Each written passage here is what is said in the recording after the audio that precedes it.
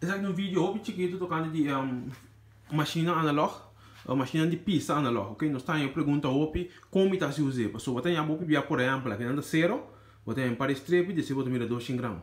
Você tem para strip de 400 gramas. Então, como tem que medir a comida na coisa aqui, ok? Esse na digital é mais fácil. Você pode ir para a missão, mesurar quanto gramas na digital. Mas na analog tem que broabo. Bom, que é fácil, o que eu quase está, na medida um exemplo. Esse aqui me tem 0, me tem 1, 2, 3, 4, 5, 6 trepi, desse me tem 2 xin.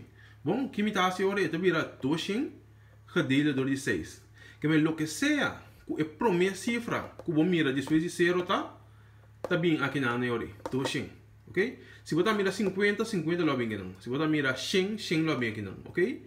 Então, eu me dá conta, de 0, tem que a primeira cifra que me mira, quanto tem? Ok? A minha mira 2 aqui não. Agora me dá conta de 0, tenho 2 me tem 1, 2, 3, 4, 5, 6 strep. Esse significa que me dá 2 gedeeld door 6, dan vira 33,3 eigenlijk, né? 33,3. Significa que cada strep está 33,3 gram.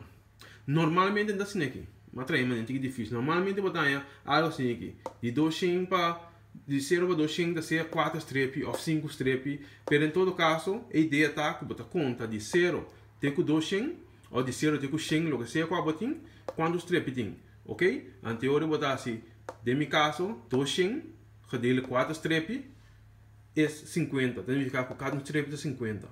Desde o momento posso brincar só um chiquito, de 0 até 2 quantos strep tem, você assim, de 0 até 100, de 0 até 150, o que seja qual botin como primeira cifra. Ok?